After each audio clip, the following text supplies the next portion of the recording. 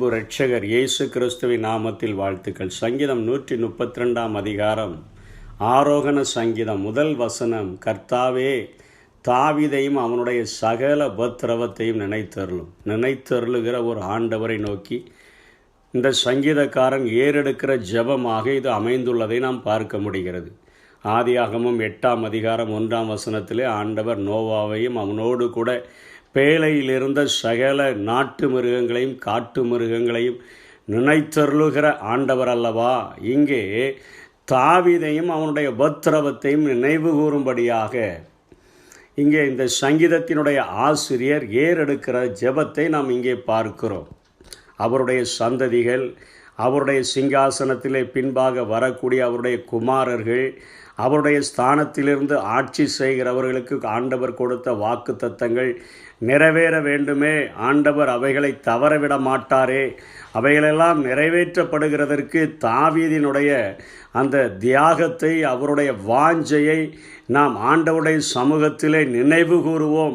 ஏனென்று சொன்னால் தாவீதினுடைய முகத்தை பார்த்துதானே அவர் இந்த பட்டணத்தை பாதுகாப்பேன் என்று சொன்னார்.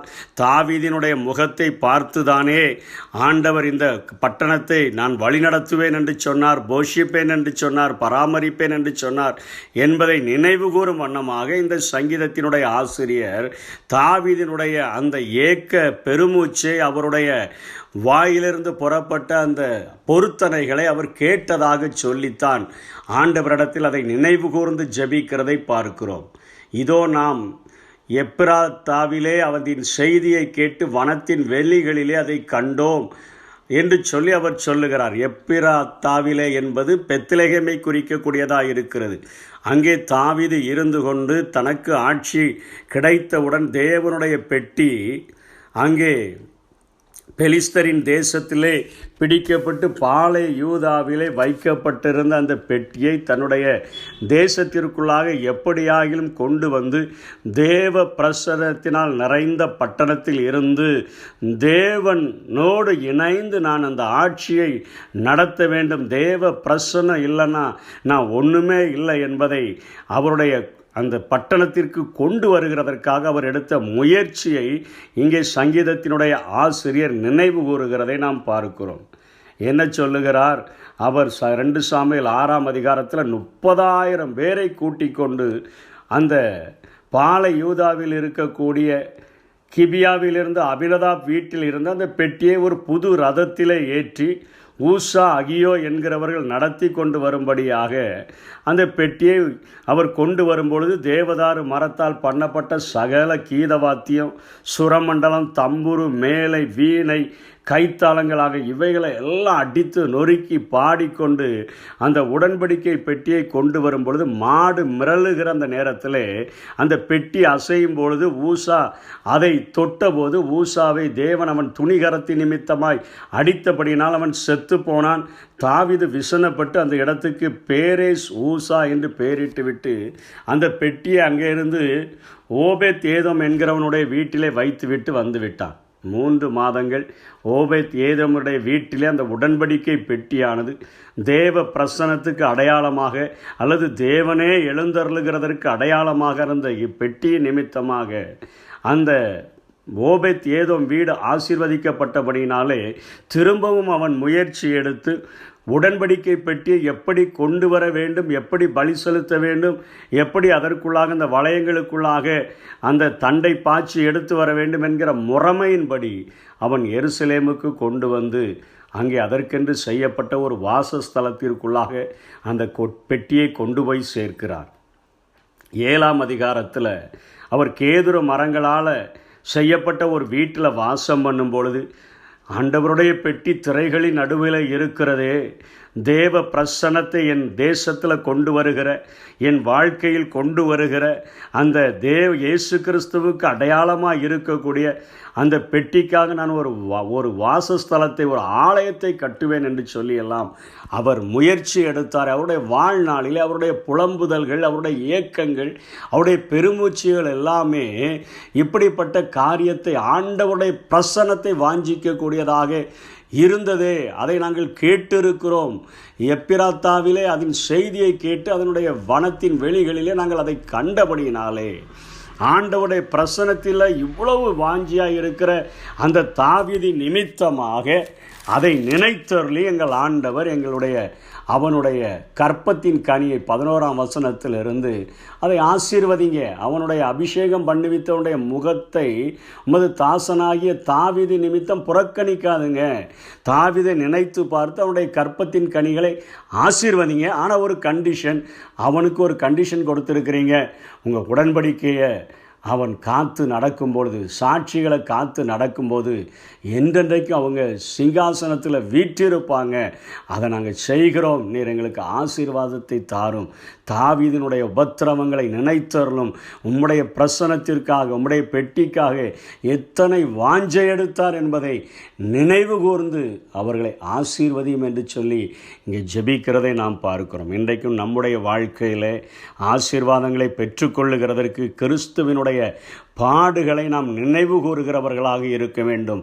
ஆண்டவருடைய சன்னிதானத்தில் ஆண்டவரை நோக்கி நாம் ஜெபிக்கும் பொழுது, ஆண்டவரே எங்களை ஆசீர்வதிப்பதற்காக நீர் அபிஷேகம் பண்ணினவனுடைய முகத்தை உம்முடைய குமாரனாகிய இயேசு கிறிஸ்துவின் நிமித்தம் நீர் புறக்கணியாதீரும் என்று சொல்லி நாம் ஜெபிக்கும் பொழுது, இயேசு கிறிஸ்துவனுடைய இரத்தம் இன்றைக்கும் நமக்காக பரிந்து பேசுகிறபடினாலே கிறிஸ்துவின் மூலமாக ஆண்டவர் நமக்கு செய்த உடன்படிக்கையை அவர் நினைவு கூறும் பொழுது, அவருடைய உடன்படிக்கைக்கு பங்காளிகளாக இருக்கக்கூடிய நம்மை அவர் ஆசீர்வதிக்கிறார்.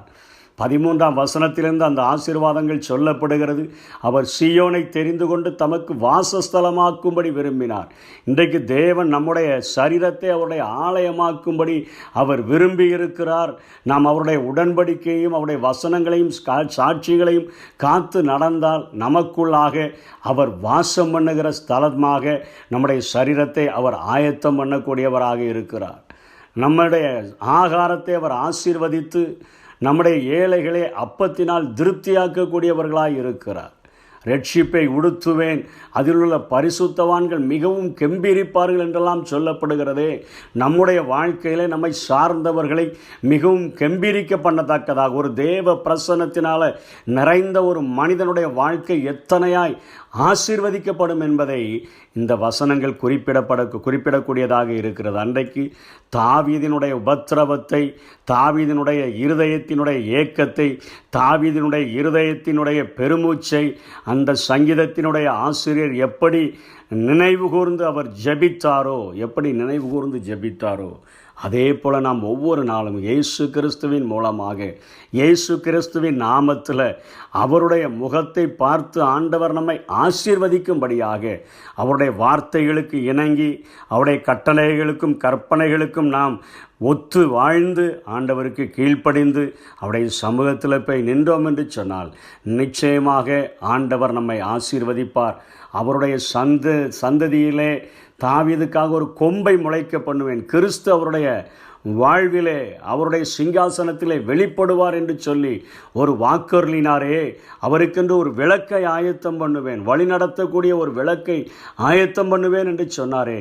நம்மிலே கிறிஸ்துவை உருவாக்குகிற ஒரு ஆசீர்வாதத்தையும் வழிநடத்துகிற ஒரு பரிசுத்த ஆவியையும் தந்து அவர் நம்மை வழிநடத்தக்கூடிய தேவனாக இருக்கிறார் என்பதை உணர்த்துவிக்கும் வசனங்களாக இவைகள் அமைந்துள்ளன.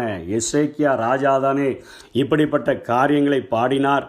2 ராஜாக்கள் 19ஆம் அதிகாரம் 34ஆம் வசனத்தில் சனகரிப்பும் ரப்சாக்கியும் இப்படிப்பட்ட காரியங்களை அவர்கள் கொந்தளிக்கிற ஒரு அலைகளைப் போல அந்த எருசலேம் பட்டணத்துக்கு நேராக வந்திருக்கும் பொழுது ஆண்டவர் சொல்லுகிற வாக்கு தத்தமே அதுதான். என் நிமித்தமும் என் தாசனாகிய தாவீது நிமித்தமும் நான் இந்த நகரத்தை ரட்சிக்கும்படிக்கு இதற்கு ஆதரவாயிருப்பேன் என்பதை கர்த்தர் உரைக்கிறார் என்று சொல்லி அனுப்பினான் ஏசாயா தீர்க்கதரிசி.